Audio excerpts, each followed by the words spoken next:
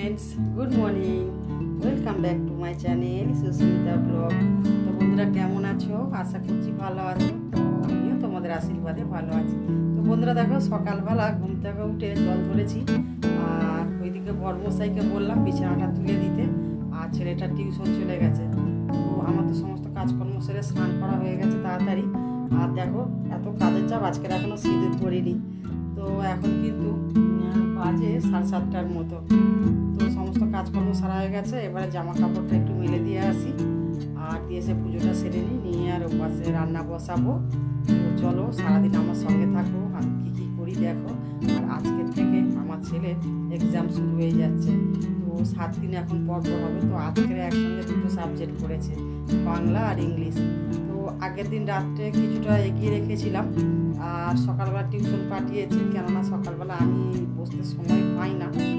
আর বড়মশাই হচ্ছে পড়ালে কী হবে, বড়মশাইকে খুব একটা ভয় করে না, কেননা ও তো বাড়িতে থাকে কম, এই কারণে।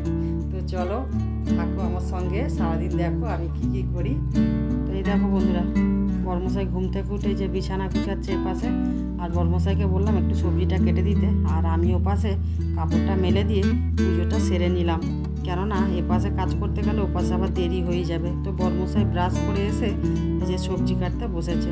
তো এই যে সবজিটা কেটে দিয়েছে, আর এই যে ভাতটাও বসিয়ে দিয়েছিল। তো আমি এই যে এসে শুধু পটলটা ভাজা চাপিয়ে দিলাম। তো পটলটা নুন হলুদ একটু মাখালে ভালো হতো, তো মাখানোর মতো আর সুযোগ হয়ে ওঠেনি। তো একদম কড়াতে তুলে দিয়ে একটু নুন ছড়িয়ে দিলাম। তারপরে এই যে বড়মশাই বসে বসে একটু মোবাইল দেখছে, আর আমি যেহেতু পুজোটা আগে সেরে নিয়েছিলাম, তো প্রসাদগুলো এই যে লাভিয়ে দিচ্ছি, নাহলে টিকটিকি আবার মুখ দিয়ে দেবে। ভাতটা তো আমার হয়ে এসছে, তো হাতা দিয়ে নেড়ে দেখে নিলাম, আর পটলটা এখন একটু বাকি আছে। তো ভাতটা যে ফ্যান ঝাড়াতে দিয়ে দিয়েছি, আর এই ডেচকির মুখে না হাঁড়িটা ঠিক বসে না, এই জন্য গ্লাস দিতে হলো। তো এর পাশে দেখো পটলটা আমার ভাজা ভাজা মতো হয়ে এসছে। তো পটলটা না মানে 5 দিন আগে কেনা ছিল, ফ্রিজেই রাখা ছিল। তো পটলটা যদি একটু নুন হলুদটা আগে মাখিয়ে দিতাম, জলটা বেরিয়ে গেলে আর একটু ভালো ভাজা হতো। তো একটু জল জল মতো লাগছে বলে দেখো কিরম ধোঁয়া উঠছে কড়াতে। পটল ভাজাটা লাভিয়ে নিয়ে মাছের ঝালটা চাপিয়ে দিলাম, তার কারণ ভাতটা যেহেতু হয়ে গেছে, আর ছেলেরা টিউশন থেকে এসেই বলবে কি খাবো, এই জন্য বলি আগে মাছের ঝালটা করে নিই। তারপরে যে ভাতের হাঁড়িটা তুলে দিচ্ছি, আর ওদিকে বড়মশাইকে বলছি টিফিন খেতে। তো বড়মশাই এখনও টিফিন খাচ্ছে না, তো বলছে ছেলেটা আসুক, আসলে একসাথে খাবো। এদিকে যে বেলা বয়ে যাচ্ছে, তো এখন 9:45টার মতো বাজতে যায়। বড়মশাই বাড়িতে থাকলে না আমার টাইমটা ভালো পাস হয়ে যায়, তার কারণ আমি তো সারাদিন একা একা থাকি, আর এই তোমাদের সাথে একটু আধটু গল্প করি, আর বাকি টাইমটা একাই দিন কাটে। ছেলেটাও স্কুল চলে যায়। তো দেখো বলতে বলতে ছেলেটাও টিউশন থেকে চলে এলো। তারপরে এই যে মাছের ঝালটা হয়ে যেতে ছেলেটাকে যে খেতে দিয়ে দিয়েছি। তো এই পাশে দেখো পটলের আলুটা কষা চাপিয়ে দিয়েছি, আর ওদিকে ছেলেটা স্নান করে নিয়ে স্কুলের জন্য রওনা দিয়ে দিয়েছে। তো বড়মশাই দিতে গিয়েছে, তার কারণ আজকের ওর প্রথম দিন পরীক্ষা, আর সিট নাম্বার খুঁজতে হবে। এই কারণে আমি বললাম যে ছেলেটাকে একটু দিয়ে এসো সিট নাম্বারটা খুঁজে। তো এই কারণে তাকে স্কুলে দিতে গেছে। আর আসার পথেই দেখো চিংড়ি মাছ নিয়ে এসছে।